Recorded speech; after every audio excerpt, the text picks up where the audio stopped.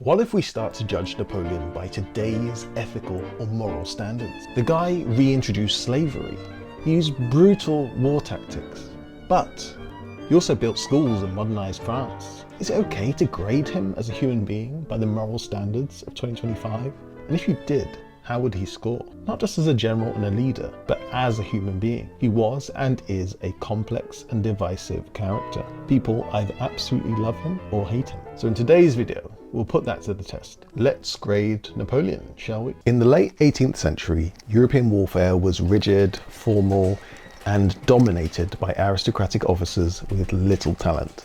Armies moved slowly, fought in tight formations, and followed predictable patterns.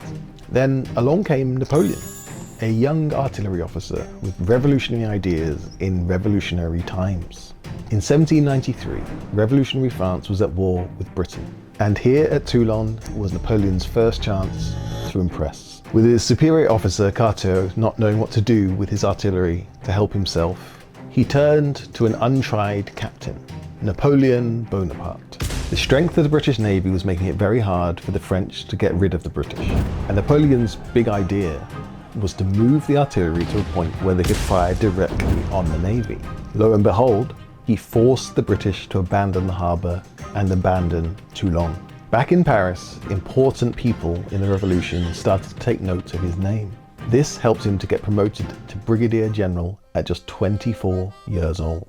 But it wasn't always a good thing to be close to those in power in the French Revolution. He got close to Augustin Robespierre, the brother of Maximilien Robespierre, the biggest villain of the French Revolution, mainly for being behind the infamous Terror. Anyway, Napoleon was investigating something for Augustine when the two brothers were the target of a coup. And like they had done to so many other people, they were executed. Guilty by association, Napoleon was arrested. Friends came up with prison break plans, but he told them to have faith that he'd be found innocent. But what ended up saving him was much, much simpler: his location. If he was in Paris, it's likely that Napoleon would have been executed, but being elsewhere, he was eventually released. Having survived the Terror, he needed to earn the trust of those in power, and it was his Italian campaign that started in 1796 that truly showcased his genius. And to test him, they gave him a ragtag bunch of 49,000 poorly supplied men. When he turned up, the army weren't impressed by this young guy who they thought had fluked his way to the top. And he didn't think much of them either. The army's in a terrible state of destitution. I still have great obstacles to surmount. Distress has led to insubordination, and without discipline, victory is out of the question. Adding to his worries, the enemy was a combined Austrian and Piedmontese army of around 80,000 men. The first battles were in the mountains, but in terms of tactics, where other generals set up in rigid lines, Napoleon developed the corps system, units that would march separately, making it seem that his army was small, but fight together. This allowed his armies to move faster than their enemies while living off the land. And until this era, artillery hadn't been as effective because the guns were too heavy to move around easily. Most generals didn't value it, and people who specialized in it weren't a big deal. And Napoleon happened to be an artillery expert. He was one of the first to take advantage of the possibility to use mobile artillery that could rapidly concentrate attacks wherever they were needed. He made artillery the most important part of the military. Through speed, surprise, and targeted use of force, he managed a surprising win. The French government sent new instructions, but to him they were stupid. So he did what he thought was best. France had effective control of northern Italy. And maybe one of his most brilliant moves was his system of meritocracy. In an age where officers bought their positions, Napoleon promoted mainly based on talent. Men who began as common soldiers rose to become marshals of France. Napoleon's military innovations transformed warfare forever. He won 53 of his 60 major battles, often against superior numbers. His campaigns are still studied at military academies today. So when it comes to the subject of war, Napoleon earns an undisputed A grade. But we're not here to judge him just as a general, as good as he was. In politics, we start to see some chinks appear in his reputation. Moving ahead a few years, post-revolutionary France was in chaos when Napoleon seized power in 1799. The government was corrupt, the economy was collapsing, and civil strife threatened to tear the country apart. Napoleon and his co-conspirators' coup on 18th Brumaire, 9th of November to anyone who uses normal dates, used military force to overthrow the elected government. But some French citizens welcomed the stability it brought after the chaos of the revolution. And building on that, the Napoleonic Code stands as his greatest political achievement. A completely new legal system. Before this point, ancient, even Roman laws were used in parts of France, while other areas had more modern laws. Your social mobility could be limited by law. With the Code Napoleon, people had confidence that buying property would be protected and that they would get a fair trial. It's pretty much the base of modern law. It was so effective that versions of it are still used today. If you live in Belgium, Luxembourg, Monaco, Spain, the Netherlands, or Haiti, or so many others, you are living under a variant of the Code Napoleon.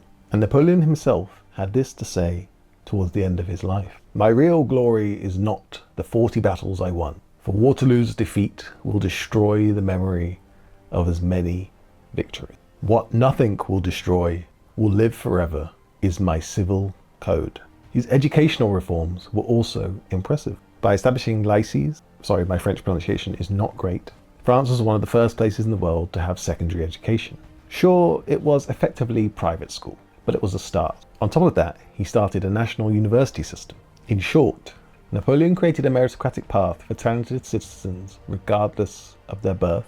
Within reason, religious tolerance improved a lot under his rule, at least initially anyway. The Concordat of 1801 ended the religious issues that had been bubbling under since the revolution started, brought the French state and the Catholic Church back together while protecting religious minorities, something that slightly pissed off the Pope. Here is where things start to fall apart. Napoleon's political approach became increasingly authoritarian. The man who rose through revolutionary meritocracy crowned himself emperor in 1804, surrounded himself with a new nobility, and centralized power in his own hands. Not only that, his nepotism was blatant, placing family members on thrones across Europe, regardless of their competence. His brother Jerome in Westphalia and Joseph in Spain turned out to be particularly bad rulers. And another nail in his political reputation's coffin is that over his reign, press censorship intensified. By 1811, only 4 newspapers were allowed to publish in Paris, all under strict government control. Critics were silenced, and the opposition was crushed. Listen, Napoleon's political legacy is very mixed. His administrative and legal reforms brought genuine progress that outlasted his rule and his life. But his authoritarian behavior betrayed the very revolutionary principles that had enabled his rise in the first place. For his political leadership, Napoleon earns a very average C grade. Some brilliant reforms undermined by increasing dictatorship. So if his political record is mixed, that leaves just his record as a human being left to judge. And it's only going to get a lot worse from here. Brace yourself. During the French Revolution, the Declaration of the Rights of Man was published, which gave equality of all people. On top of that, the Declaration of the Rights of Women had started a more formal feminism. Times were changing. They really were revolutionary. But something we didn't talk about in Napoleon's military grades was the nightmare he had invading Egypt and what it drove him to. During that campaign in 1799, he ordered the execution of thousands of Ottoman prisoners of war who had already surrendered. This would be a war crime now, although admittedly those didn't technically exist at the time. When his own troops raped and sacked their way through the city, a surprise waited for them. They caught the plague. When he then ran into trouble and couldn't afford to stay, Napoleon ordered mercy killings rather than leave them behind. And that's just the start. When you look at the human cost of Napoleon's ambitions, it is beyond most comparisons. His wars caused the deaths of a huge amount of people, hundreds of thousands. Sure, he didn't start all of them, but he did play a big part in the majority of them. The Russian campaign towards the end of his rule alone resulted in nearly 500,000 French casualties. Men who died primarily to satisfy one man's imperial dreams. He had a pattern of abandoning armies when convenient, and that's a huge black mark against his military reputation too. Maybe we should reconsider that A grade. In Egypt, he left his troops behind to return to France for political opportunities, just at the point when things were getting tough there. After the Russian disaster in 1812, he abandoned the remains of the Grande Armée to race back to Paris and secure his position. And how can we forget his sexism? Education for girls? Out of the question. The rights women had gained in the revolution? They evaporated. And yet, all of this is almost small fry compared to what he did in 1802. That year, First Consul Napoleon Bonaparte reinstated slavery in the French colony. Slavery that had been made illegal in 1794. In that moment, he betrayed the very ideals he claimed to stand for, all for economic gain. And this was a problem for Haiti, as they had explicitly overthrown slavery during the French Revolution. They were once the most profitable colony in the world, then under the name Saint-Domingue. But years of fighting for their freedom left them vulnerable. In that moment, Napoleon sent an expedition there to reimpose French control and slavery. Confronted by the resistance led by Toussaint Louverture, Napoleon's forces resorted to brutal tactics. When Louverture was eventually persuaded to accept peace, Napoleon's brother-in-law, Leclerc, had a cunning plan. When Louverture turned up to make it official, Leclerc captured him, and Napoleon had him imprisoned in a cold French fortress, where he went on to die. The expedition ultimately failed. Haiti went on to become independent, but not before hundreds of thousands died in a borderline genocide. So yeah, when it comes to his humanity, Napoleon deserves nothing more than a big fat F grade. But it's time to answer the real question. Is it fair to judge someone harshly from 200 years ago by our standards? Bear with me. So he's still regularly praised for being a great military leader. And this is undeniable. He took new thinking and brought it all together, changing war forever. So if he was capable of thinking for himself when it comes to war, why couldn't he do the same with his humanitarian side? I mean, he was clearly an intelligent guy, but after he ruined Haiti, he regretted what he'd done. So why not think things through in advance? Slavery abolition was a growing movement at the time, and sure, not many countries had made it illegal by that stage.